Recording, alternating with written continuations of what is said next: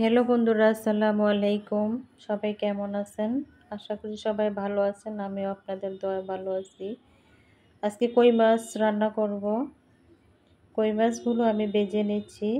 তো ভিডিওর শুরুতে একটা কথা বলে দিই, সবাই লাইক দিবেন প্লিজ। লাইক দিয়ে আমার ভিডিওটা দেখা শুরু করবেন।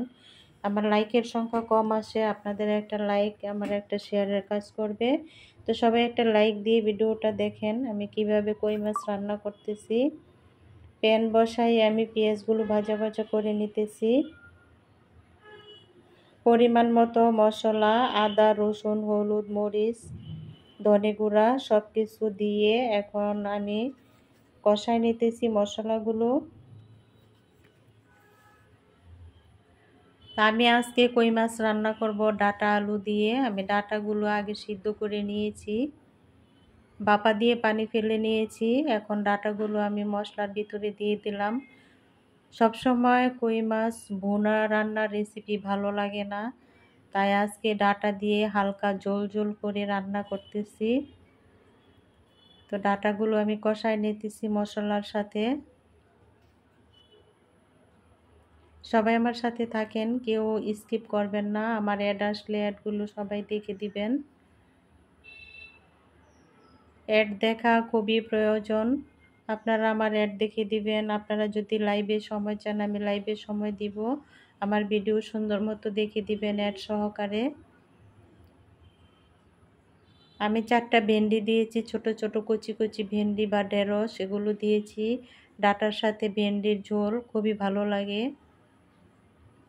সেজন্য 4টা ভেন্ডিও দিলাম। সব সময় পাল্টে পাল্টে খেতে হয়, কোনো সময় ভুনা তরকারি, কোনো সময় ঝোল তরকারি। তো পরিমাণ মতো আমি ঝোল পানি দিয়ে দিলাম। যতটুকু পরিমাণ দেওয়ার ততটুকুই আমি দিলাম, যেহেতু আমার ডাঁটাটা আগেই সিদ্ধ করা।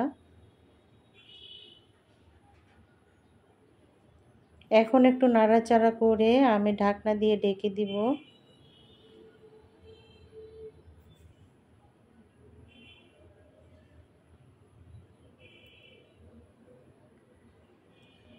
ঢাকনা দিয়ে ঢেকে দেওয়ার পর আমি আবার উল্টে দেখলাম বলক এসেছে কি না।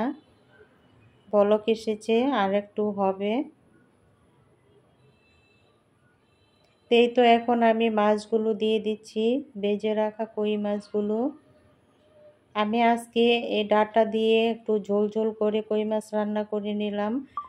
রেসিপিটা কিন্তু অনেক মজা হয়েছিল, কই মাছের ঝোল। তো যে যেখান থেকে আমার ভিডিওটা দেখতেছেন সবাই আমার সাথে থাকবেন। আমি একটা রেসিপি রান্না করব, তারপর আমি দেখাবো আমাদের বাড়িতে কি কি আছে সেগুলো। এই তো বলক এসে গেছে, সুন্দর মতো হয়ে গেছে আমার রেসিপিটা। আমি এখন ধনেপাতা দিয়ে দিব।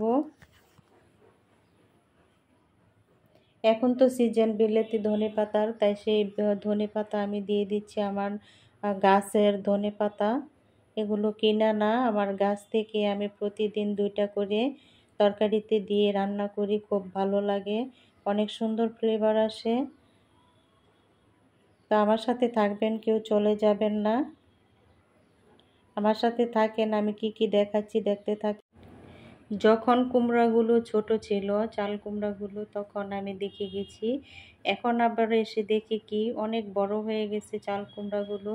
তো বললাম এই কুমড়াগুলো রেখে দিই, ওগুলো দিয়ে মোরব্বা খাবো। আমি একটা দিয়ে মোরব্বা বানাবো, আবার দুধ দিয়ে রান্না করা যায়। তো দেখেন কত সুন্দর সুন্দর চাল কুমড়াগুলো বড় হয়ে গেছে, পেকেও গেছে খুব সুন্দর।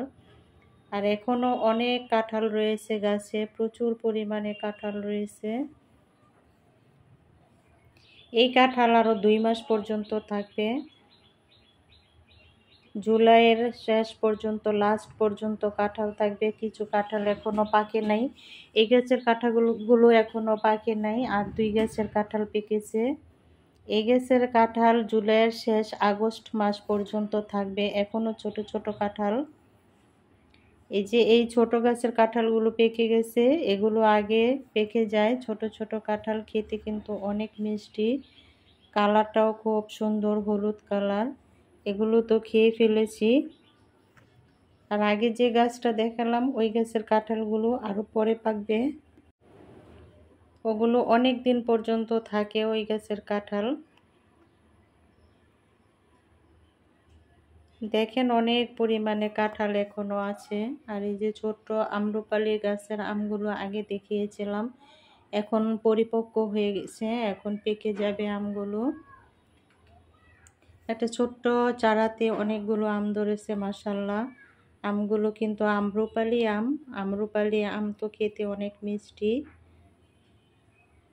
তো এই বছর প্রথমে চারা গাছটাতে আম ধরেছে, অনেকগুলো আম ধরেছে, তাই আপনাদেরকে দেখালাম আম্রপালি আমের চারা।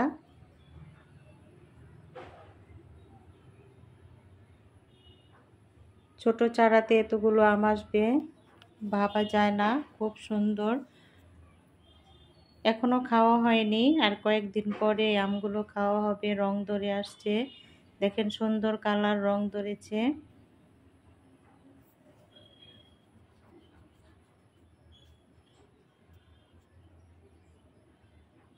তো আপনাদেরকে অনেক কিছু দেখালাম, জানি না এই পর্যন্ত কোন কোন আপুরা আছেন, কমেন্টস করে জানাবেন। থেকে থাকলে আমিও সেই আপুদের ভিডিও খুব সুন্দর করে দেখে আসব। এই গাছের কাঁঠালগুলো দেখতে কালার সুন্দর, কিন্তু রোয়া হয় অনেক বড় বড়, শক্ত শক্ত রোয়া হয়।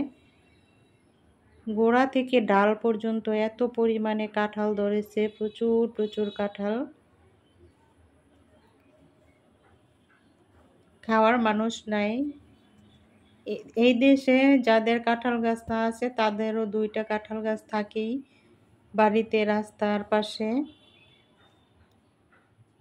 তো সবই আল্লাহর সৃষ্টির দান। একটা গাছে অনেক পরিমাণ কাঁঠাল আসে। তো আমি তো কই মাছ রান্না দেখালাম, বাড়িতে কাঁঠাল গাছ, কুমড়া গাছ দেখালাম, কামরাঙা গাছ আছে, অনেক কিছু গাছ আপনাদেরকে আমি দেখালাম। তো সবাই ভালো থাকবেন, আল্লাহ হাফেজ।